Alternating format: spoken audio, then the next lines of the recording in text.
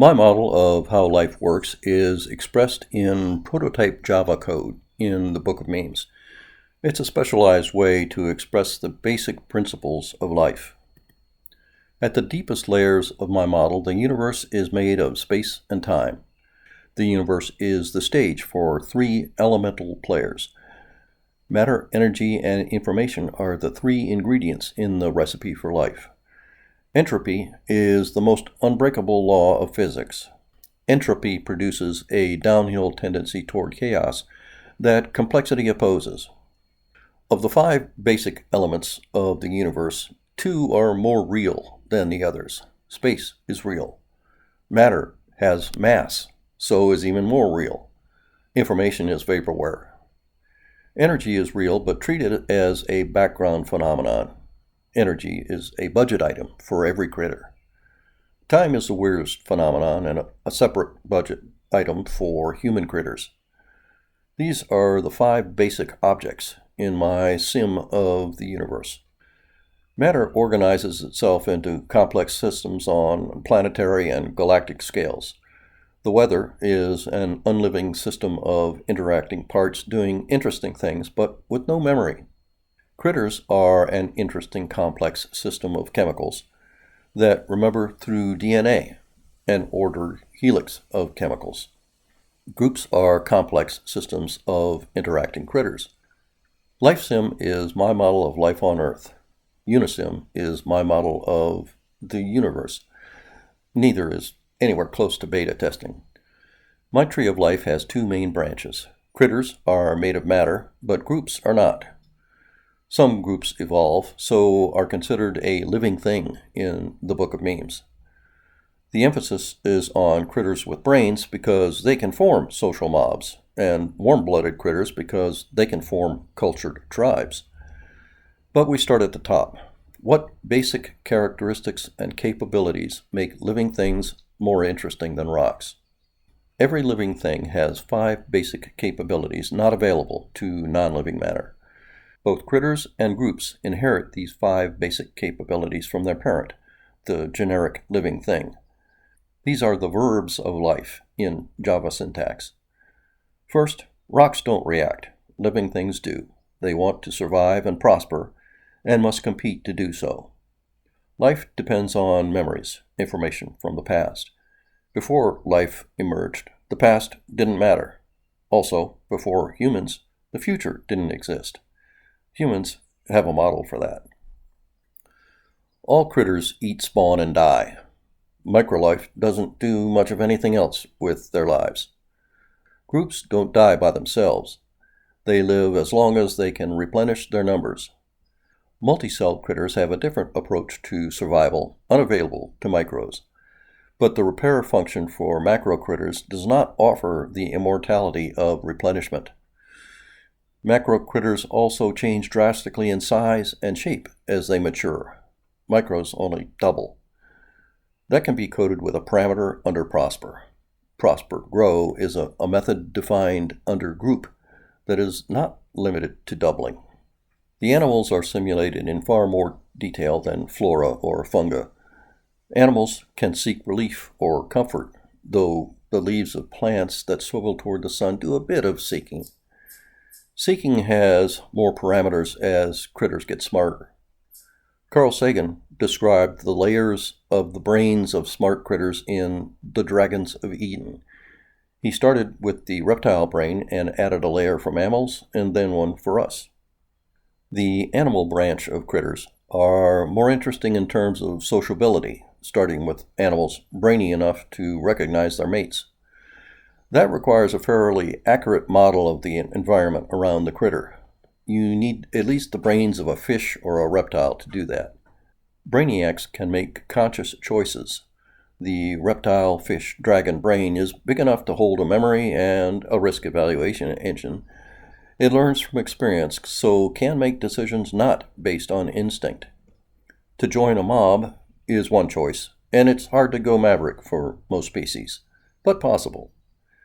Membership in most mobs comes with a duty to sound off if trouble arrives.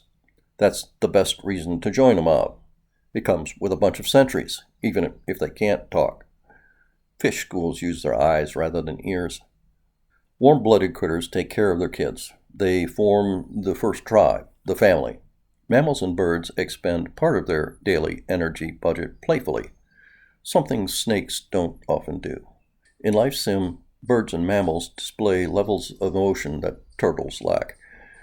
They also have social constructs like the pecking order and the alpha male of a pack. Dominance governs this social activity separately from the dominance associated with spawn or eat activities. Tigers and other loners don't seek status within the mob because they don't have a mob. Humans have unique abilities such as seeing the future and speaking in tongues.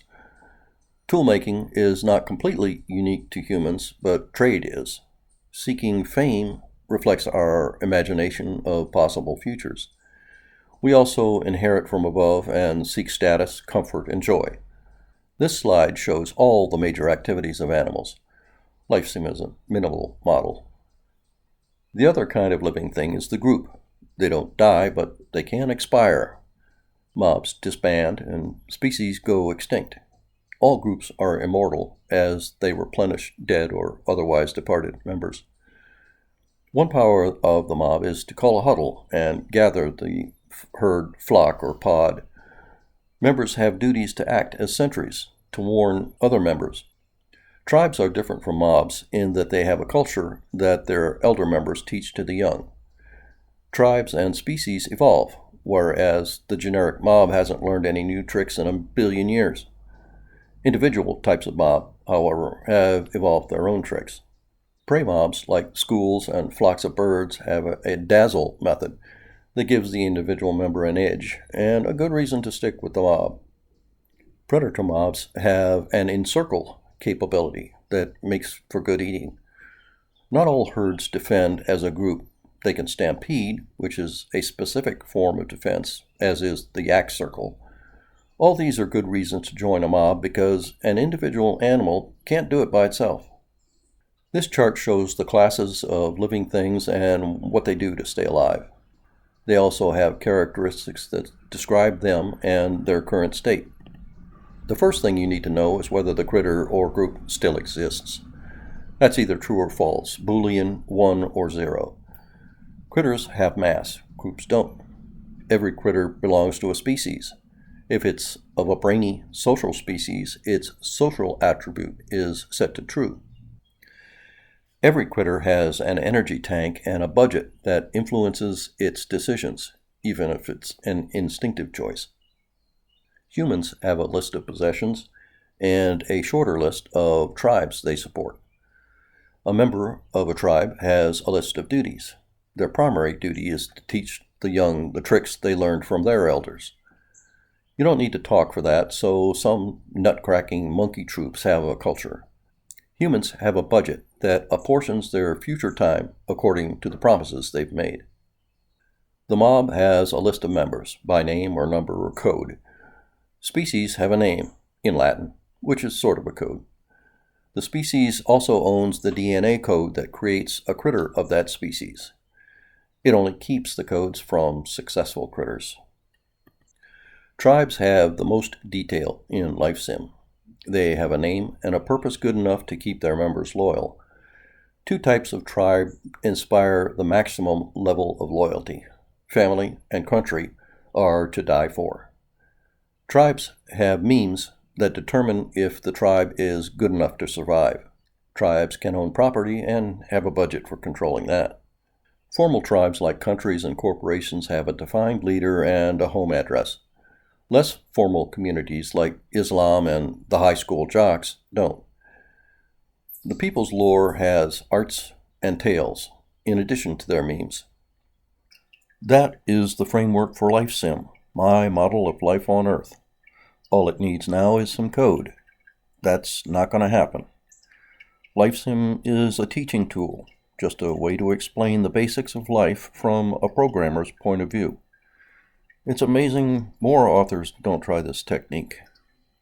Learn more about LifeSim, the tribes of man, the memes, in the Book of Memes. Get your copy at Barnes & Noble or Amazon.com.